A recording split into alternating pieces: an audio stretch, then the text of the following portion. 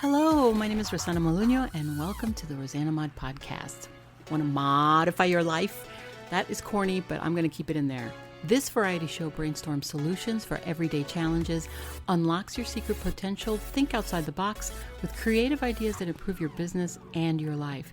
Get inspired with special guests, get motivated with how-to projects for the whole family, and learn that life is too short for anything less than being happy. Laugh with me or at me, it doesn't matter. Somebody's going to laugh.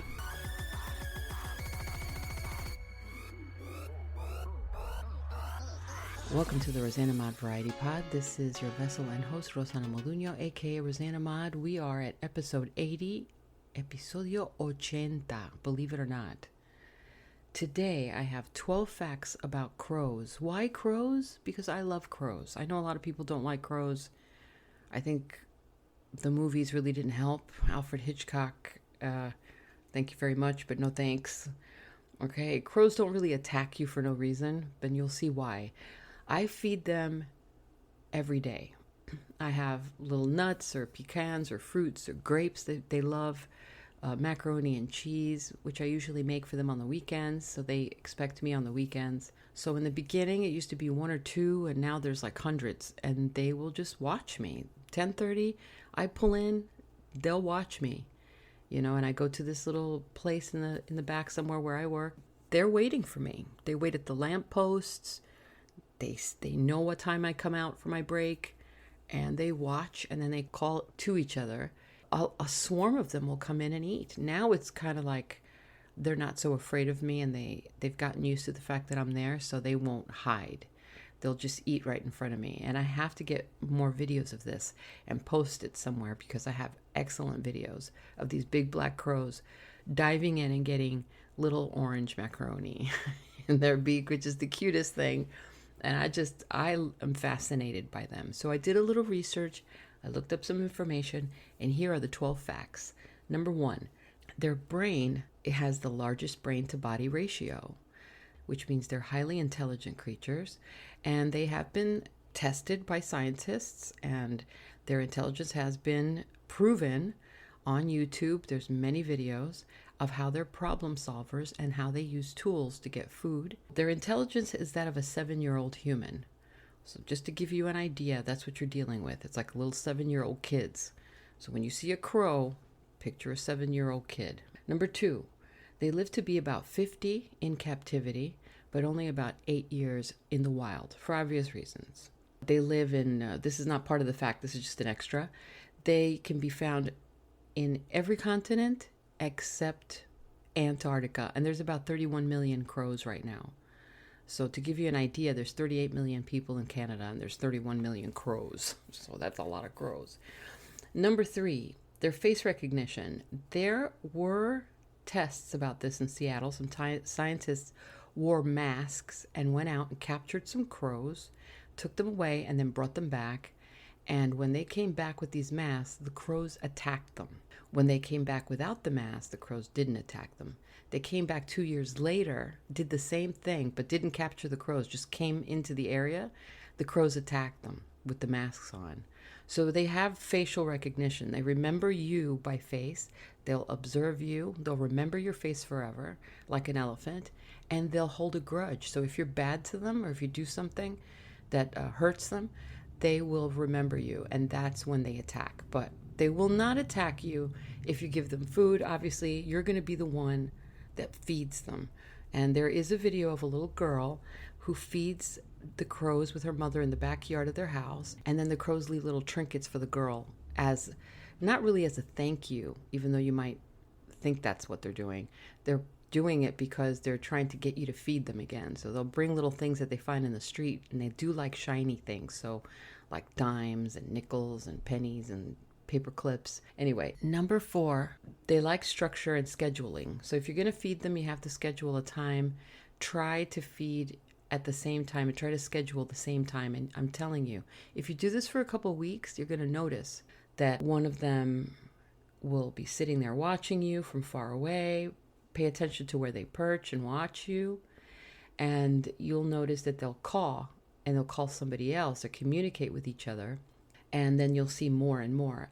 Number 5, They will eat anything. They're omnivores, and that includes roadkill. So you can feed them anything you want, but they do have preference to nuts and fruits, berries. The ones that I feed, they love grapes. They like the grapes. Number 6, only birds that will attack a bald eagle. Now, this is true. I've actually seen this. I've actually physically seen a crow attack an eagle in my area. The eagle had something in his talons. I'm not sure what it was that it was something moving. It might have been a mouse. And I guess the crow wanted to get that food, and he was pecking at his head while he was flying. It was the most craziest thing I had ever seen in my life. Number 7, ravens versus crows versus crackles. There are differences between ravens and crows. Obviously, the size of the beak is the number one thing you'll notice. The crows are all black, and they'll have a smaller beak. And the ravens are bigger heads and a bigger beak. And then the crackles, the grackles, they are in Florida. I've seen them a lot here. I've noticed that they're different. They're smaller. Their tails are separate, kind of like from the body shape. It's not all one piece like the crow. And they have an sort of like a luminescent color to them, like a blue and green color to their feathers, where the crow is just black. Okay, and they're bigger. So number 8, they are songbirds. Believe it or not, they have many calls, and they imitate people and birds. So you can teach them to talk, but this is in captivity, like I said. And I don't believe you can actually capture a bird. It's funny how you can hunt them, but you can't buy them in the store, which makes no sense to me. If you're going to be able to capture something or kill something, then you should be able to keep it, I would think. So I don't understand why they don't allow you to do that. Number 9, they are called the murder of crows because when a crow dies, the other crows in the group will kill him. I'm not really sure why this is. I just know that that's what they do. If they're dying or they're weak, they'll kill them. Now, I don't know if it's because, in my mind, I'm thinking it's because when an animal is dying or weak in a herd mentality, they are predisposed to being attacked by other animals in the kingdom. So the weakest one might attract attention to the rest of the colony, and maybe they kill them for that reason. That's the only thing that I could think of. I'm not really sure, why that is. Number 10, both parents will feed the babies. Not just the mother that goes out to get food. It's the mother and the father who goes out to get food for the babies. But that's not so rare. The rarest part is the fact that the offspring, when they get older, will take care of the babies too. So it's like it's a whole family affair. It's not just the parents that help, it's the older siblings who help the babies as well. So that's kind of rare in animal kingdom. You don't really see that too much, like older brother, older sister helping to raise or babysit, Number 11, every murder, the murder of crows, every murder has its own dialect. So they have their own specific dialect that they caw.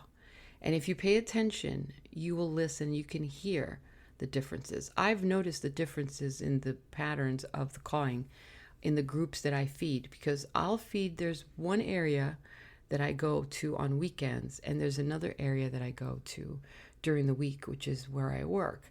But during the weekends, it's a different group. Zuko is in that weekend group. It's the big giant crow. It's the big one. And he will come out when I call him. If I say zook zook, that's what I call him. I say it really loud. I will see him flying in. He'll kind of dive down, get really close to me, and I can see that he's looking at me. And then he'll perch himself up on a roof, and he'll just sit there and watch. I'll put the food out, the macaroni and cheese. I'll get back into my car, and I'll move the car back, and he'll caw.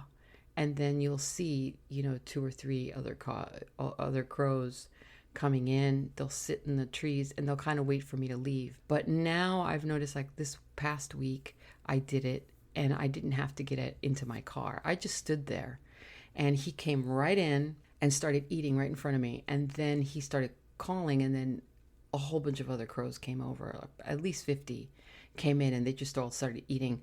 And I took really cool video. But they weren't as good as I could have taken them, which is what I want to do. And the last one is they take their food, and they're like squirrels. They'll hide them. So they won't eat it right there. So, of course they will if they're hungry. But what they'll do is they'll take most of it and they'll hide it. And if they'll look around and watch and see if any other crows or any other birds are watching, like seagulls over here. Seagulls are terrible. If anybody else is watching them, they'll take that food and they'll put it, away, and then they'll leave. But they really didn't put the food there. They hid it under their wing, or they hide it somewhere, and they'll pretend like they're putting it away, wait for that other bird to come in and find it, not find it, see the spot, and then leave. And then they'll go back and either put it there, or they'll put it somewhere totally different. It's like bait and switch. That's what they do. So it's really cool that they do that. So that's why I like giving them the grapes, because the grapes are easy to hide, especially if they're green, like those green grapes that I give them. And another thing to note is if you're going to feed them, always put a little thing of water there if you can, or put some, like I'll put the grapes inside a bowl of water, because they like to dip their food into the water, get it nice and soft. So, all right, well, so that's it. This is your 12 facts about crows. I know that you don't like crows. I have a lot of friends that don't like crows, but to be honest, they are so smart, and I just have to respect that. They're so smart, and I love smart animals. They're just fascinating to me. I love watching them. I love looking at them fly. I know that they attack other birds. I know that they kill other birds' nests and kill their babies. I know that, but they're predators. They're scavengers. They have to do what they have to do to survive. And I guess maybe that's why I respect them, because like anybody, if you get to a point where you don't have anything to eat and you're hungry, you're going to do whatever you can to feed your family. So it's the strong ones that survive. And that's the animal kingdom. So, I mean, you can't do anything about that. I just think they're very fascinating. And that's it. I hope you enjoyed this episode of Tuesday Talks. By the way, I forgot to introduce the Tuesday Talks. And tomorrow's Wednesday Works for Business. I'll have some things then. Didn't do my Saturday Spanglish. This Saturday was a Saturday of my mother's birthday, and there were so many things that happened on Saturday and Sunday that we kind of extended the weekend and made it a whole birthday weekend. So it was really fun. She was 86. She turned 86, very young 86, and still going strong, very active. Another thing I wanted to talk about is I didn't get to do my Amazon Handmade. I didn't add my Amazon Handmade on the Saturday or Sunday like I was going to, because of my mother's birthday. Kind of took over everything. So I'll be doing it this weekend with my P.O. box, and I didn't get a chance, of course, but I will be doing it this week. That's it. Stay tuned for that, and I will talk to you guys soon. Don't forget that if you want to support the show, you do help me by doing that. Click on the link below the show notes for PayPal. And if you are interested in being a podcaster and think, hey, you know what? This is awesome. Just sitting in front of a microphone. I wish I could do this 24/7. I really do. And that would be how you would help me. Because if I could do this 24/7, I would have a lot more time to put a lot more things together. And I would have a lot more time to find interviews, because I do have interviews set up. It is really hard to get people to commit to a schedule to come talk to you. It's really hard because, well, first of all, I work all day. So when I'm working, they're available, and I can't do it while I'm at work. So it would have to be after work at night, which sometimes, impedes on people's times, especially when I have people that I want to interview that don't live in the United States. I have some friends that live in Europe that want to talk, but their hours are completely different. So I would have to stay up one night and just not sleep in order. I might have to do that at some point. So that's it. I will talk to you guys soon. God bless you. And how do we end this? What do we say?